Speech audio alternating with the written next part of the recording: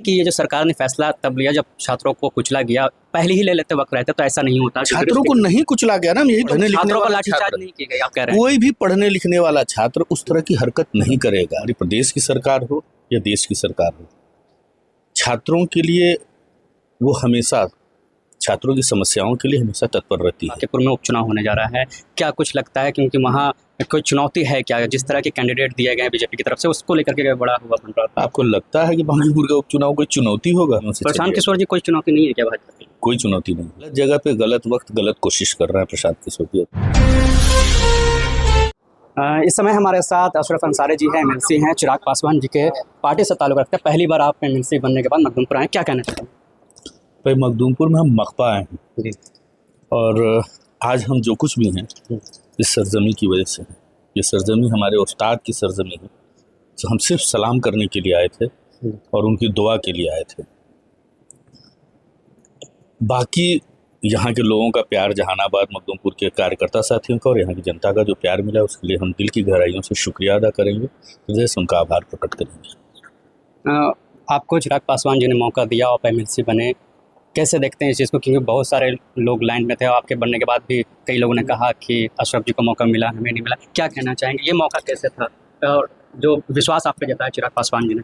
इसके लिए हम हमारी पार्टी के संस्थापक स्वर्गीय रामविलास पासवान जी के प्रति, अभिभावक तुल्य माता रीना पासवान जी के प्रति, हमारी पार्टी के राष्ट्रीय अध्यक्ष आदरणीय चिराग पासवान जी के प्रति और पार्टी के प्रदेश के प्रभारी आदरणीय अरुण भारती जी के प्रति विशेष आभार प्रकट करेंगे।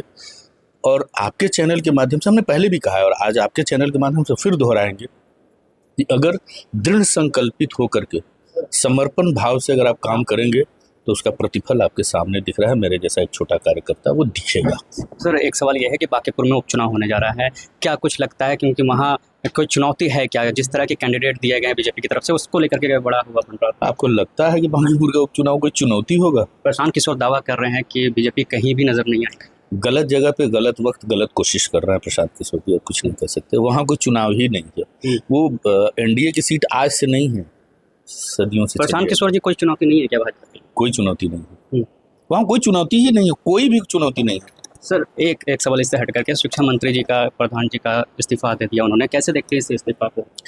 देखिए, हमारी प्रदेश की सरकार हो या देश की सरकार हो, छात्रों के लिए वो हमेशा छात्रों की समस्याओं के लिए हमेशा तत्पर रहती है। और ये छात्रों की जो समस्या है उसका निदान तो हो ही रहा था, लेकिन छात्रों की आड़ में कुछ उपद्रवी तत्व जो इस तरह की हरकत कर रहे थे, जो दुर्भाग्यपूर्ण है। छात्रों की समस्या को लग करके प्रधान जी को ही लगा कि भाई कुछ लोग छात्रों की आड़ में अपना रोटी सेक रहे हैं, तो उन्होंने त्यागपत्र दे दिया। लगता नहीं कि ये जो सरकार ने फैसला तब लिया जब छात्रों को कुचला गया, पहले ही ले लेते वक्त रहते तो ऐसा नहीं होता? छात्रों को नहीं कुचला गया ना, यही तो बोल रहे हैं कि छात्रों के भीड़ में कुछ असामाजिक तत्व थे। कोई भी पढ़ने लिखने वाला लाठीचार्ज नहीं किया गया, आप कह रहे हैं। कोई भी पढ़ने लिखने वाला छात्र उस तरह की हरकत नहीं करेगा। बीच में जो कुछ लोग हैं, जो प्रशासन में जो लोग हैं, वो भी तो पढ़ लिख के आए हैं, वो भी तो हमारे ही आपके बीच के हैं, वो भी किसी न किसी के बच्चे हैं। अगर उनको आप मार रहे हो, तोड़ रहे हो, फोड़ो, तो कोई भी पढ़ा लिखा समझदार लड़का वैसा नहीं करेगा। तो कुछ उपद्रवी तत्व थे जो इस तरह की हरकत कर रहे थे, वो दुर्भाग्यपूर्ण है। जो नीट पेपर वाले में जो दोषी थे, लगता है कि आपके आगे इसमें सुधार लाना चाहिए, उन पे कार्रवाई। दोषी होंगे, अभी तक जो जांच चल रही है, जांच में जिन जिन लोगों के विरुद्ध साक्ष्य आ रहे हैं उन पर कार्रवाई हो रही है और आगे भी जो दोषी होंगे उन पर निश्चित तौर पर कार्रवाई सरकार करेगी। चलिए, शुक्रिया। तो ये अशरफ जी थे जो हमसे बात कर रहे थे। तमाम बातों को आपने सुना।